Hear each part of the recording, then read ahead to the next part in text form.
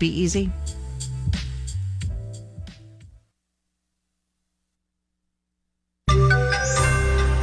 A debt ceiling deal? Maybe? Marketplace Morning Report is supported by UiPath, providing organizations the UiPath AI-powered business automation platform. More at uipath.com/marketplace. UiPath, the foundation of innovation.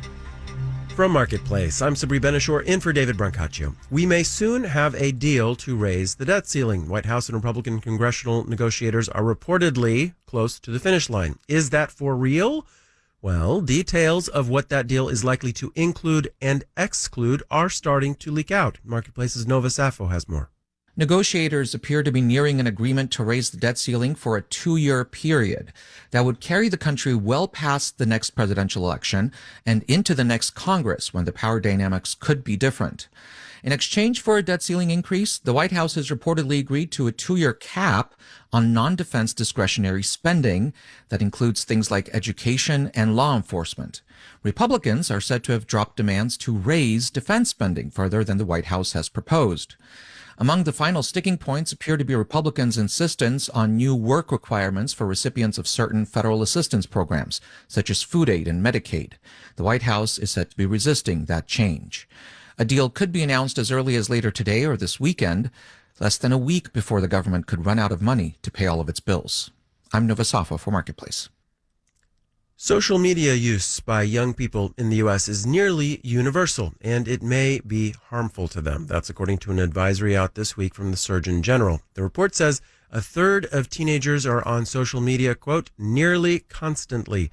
There can be benefits to that, but there can be costs too. One place that's grappling with where and how students access social media, schools. Marketplace's Stephanie Hughes has more. At Huntley High School in Northern Illinois, Principal Marcus Beelan says the majority of discipline issues get started on social media. You made a comment to me or said something to me or tagged me in something at 9 o'clock at night. The first time I'm going to see you is at 7:30 when we walk in the building and a fight breaks out. Beelan says it's hard to control how students use social media outside the classroom, and that some have trouble regulating their use inside it, too.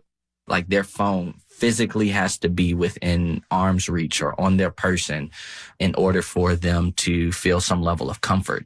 And in the college classes he teaches, Jim Steyer of the digital literacy nonprofit Common Sense Media banned social media use. He says it diverts students' attention, and there's a real cost to that. We're going to have to spend more dollars to educate young people if they're distracted half the time. Also, Principal Marcus Beelan points out it's a skill to function without technology, both in some workplaces and in life. And if schools don't teach kids how to do that, they'll have failed them. I'm Stephanie Hughes for Marketplace. All right, let's do the numbers. The FTSE in London is up 0.2%. S&P and NASDAQ futures are up in the 1 to 0.3% range. Dow future is about flat.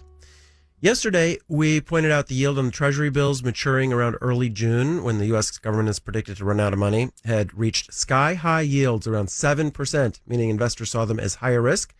Well, those yields have come down a little bit to about 5.7% for June 1st. It is a sign there's a little bit of optimism around those debt ceiling talks. Marketplace Morning Report is supported by Total Wine and More, where you can discover a new favorite Chardonnay, sparkling wine, or tequila for summer celebrations. Spirits not sold in Virginia and North Carolina. Drink responsibly. B21.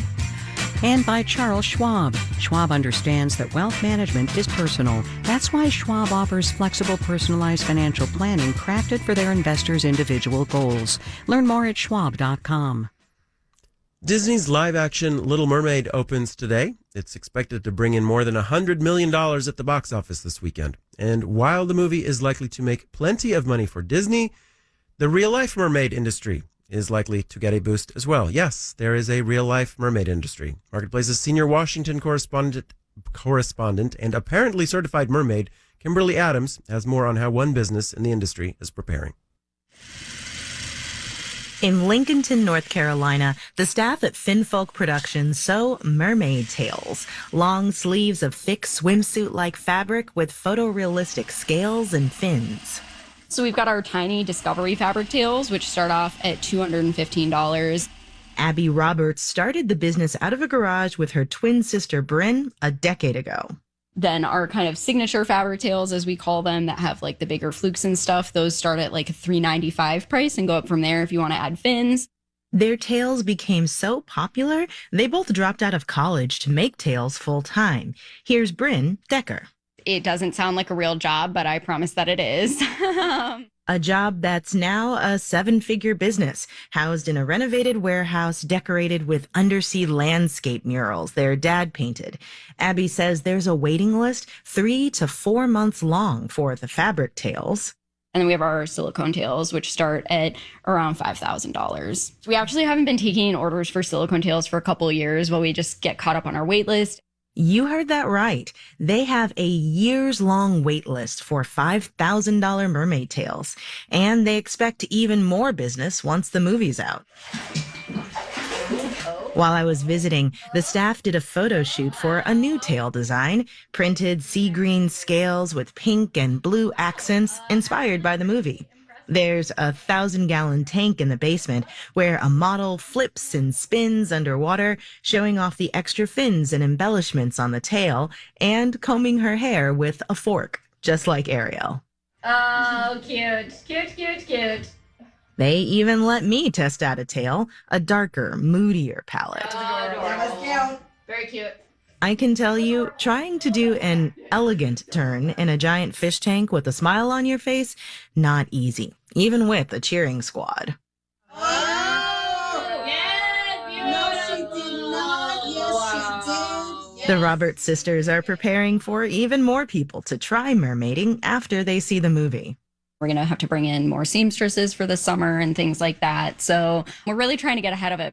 Because if the response to the new movie in the mermaid industry is anything like the response in the movie industry, they're going to be busy for quite a while. In Lincolnton, North Carolina, I'm Kimberly Adams for Marketplace. Our executive producer is Callie Silvera. Our digital producer is Jarrett Dang. Our engineers are Justin Dueller and Nick Esposito. In New York, I'm Sabri Benishore with the Marketplace Morning Report.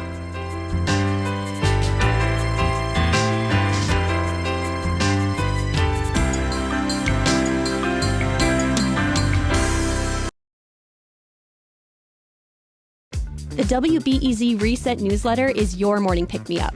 You'll hear about the big stories in Chicago